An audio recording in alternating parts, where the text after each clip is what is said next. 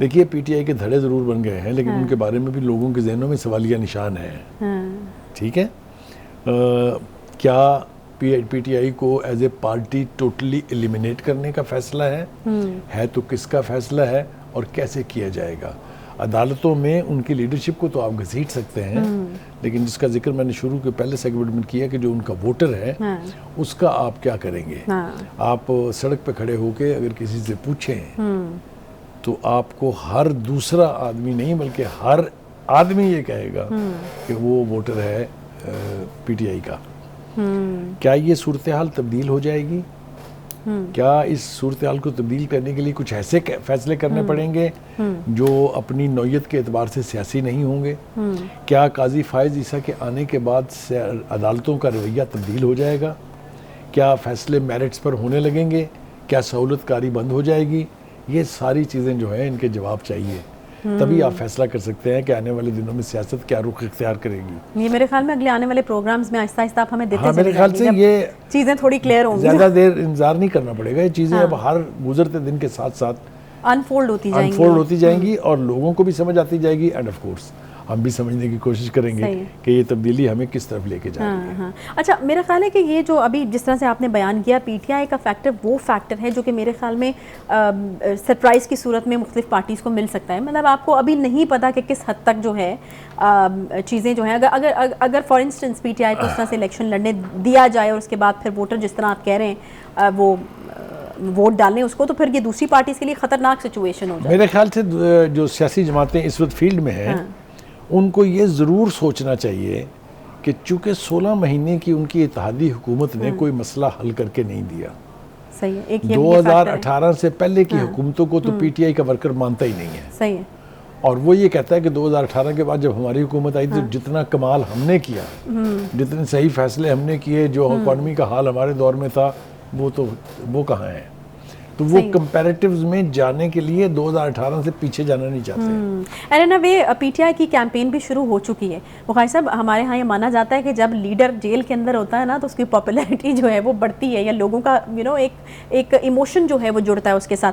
तो इन अ वे पीटीआई की कैंपेन चल रही है। देखिए, मैंने तो आपसे पहले कहा, अंदर बैठ के चला रहे हैं। मैंने तो ये तस्लीम किया, यानी भारी दिल से तो मैं नहीं कह सकता, लेकिन बहरहाल मैंने ये तस्लीम किया कि महंगाई के जिनकी वजह से पीटीआई का वोटर अभी तक इंटैक्ट है।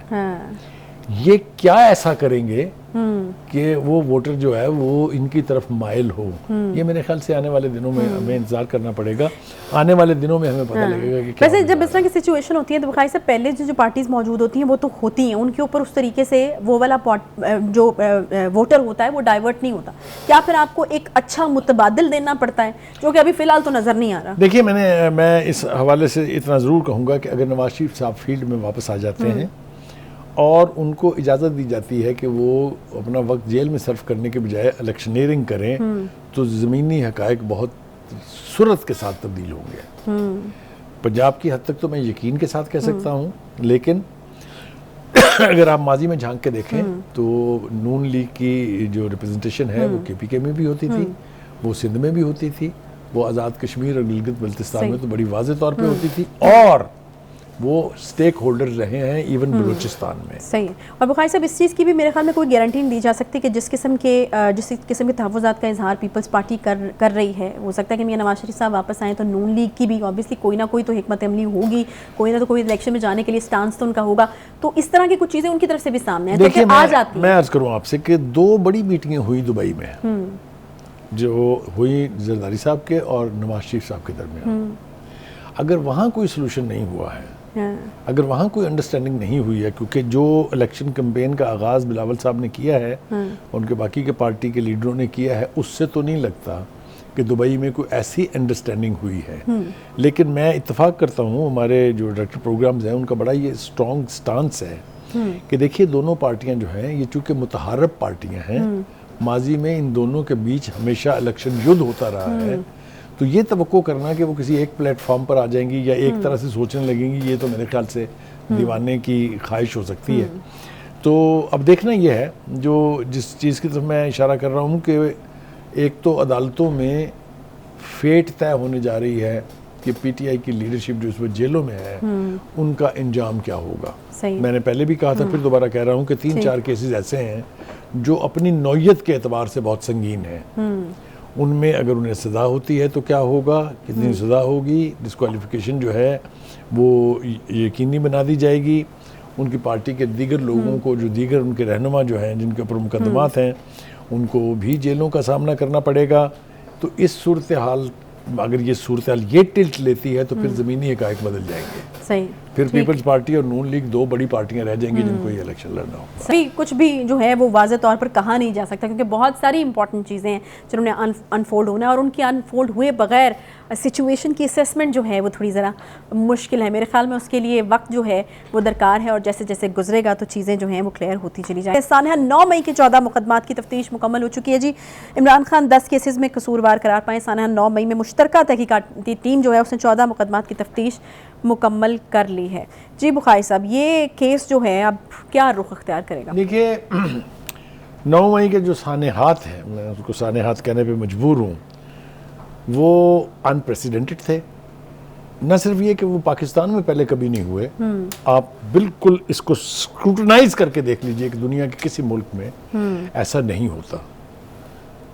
क्यों हुआ, वो हक़ाइक़ क्या थे, उसकी क्या सज़ा मिलेगी, ये तय करना मेरे और आपके लिए मुमकिन नहीं है। लेकिन मुझे यूं लगता है कि 9 मई जो है इसका बोझ उठाना इवन तरीके इंसाफ के लिए भी काफ़ी मुश्किल और पंजाबी में कहते हैं औखा काम है। ठीक है, इसलिए कि मिलिट्री एस्टेब्लिशमेंट हो, वो जो कुछ भी उनको उनकी यानी जो तनसीबात हैं उनके ऊपर हमला और लोगों के साथ करना चाहती है, किसी सियासी जमात में जुर्रत नहीं है कि उसके ऊपर उंगली उठाए, बल्कि कोलैबोरेट कर रहे हैं साथ, उनका साथ दे रहे हैं। ठीक है, मैंने आपसे ये कहा कि पाकिस्तान की सियासत में अगर ये नया एलिमेंट अगर आ जाएगा और इसको इनकरेज होने दिया जाएगा या इसके ऊपर कोई एक्शन नहीं होगा तो ये फिर हमारे यहाँ रोज़मर्रा बन जाएगा।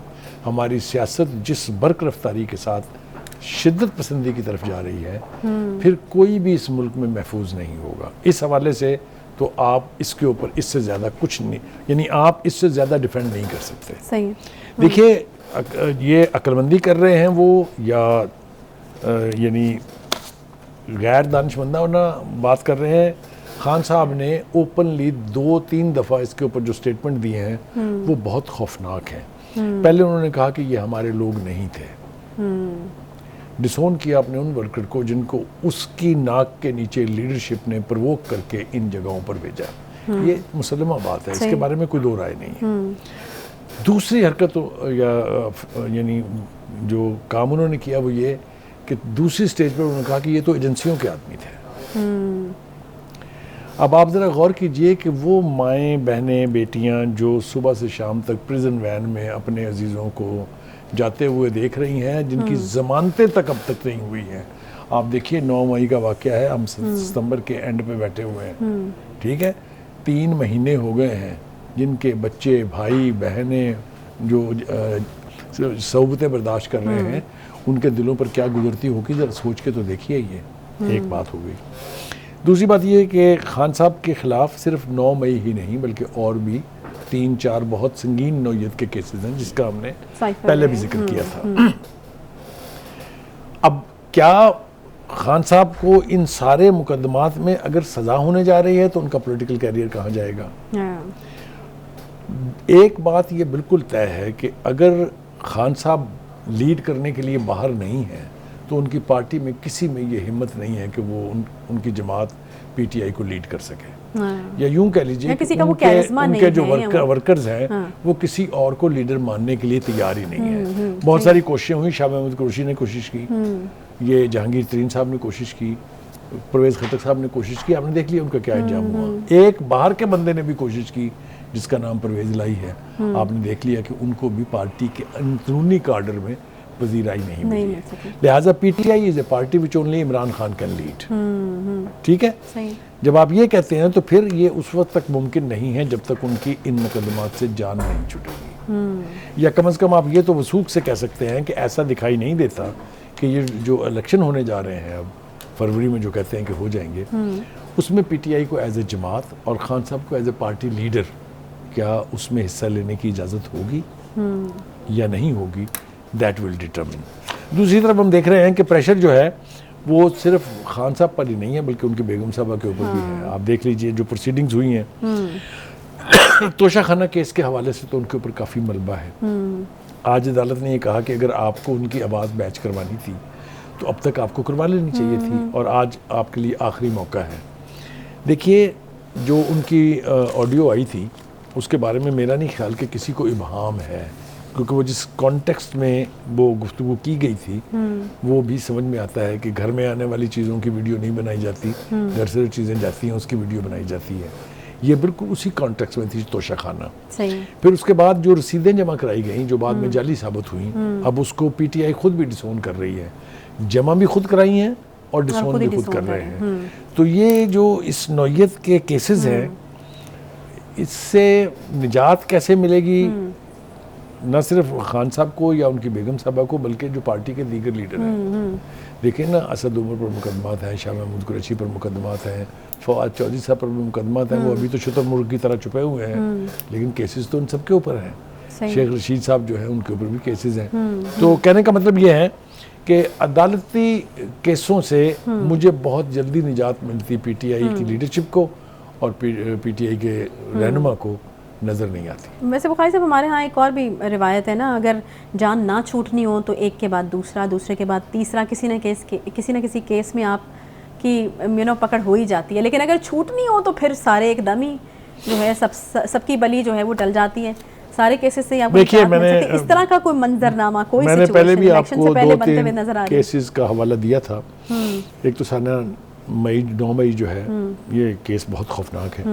दूसरा साइफर का केस, वो भी तोशाखाना को छोड़ दीजिए, आप तहरीन खान के केस को छोड़ दीजिए, आप फॉरेन फंडिंग को छोड़ दीजिए, साइफर वाले केस में चूंकि पाकिस्तान के international relations were at stake, तो उस केस वो भी केस बहुत संगीन नौयत का है।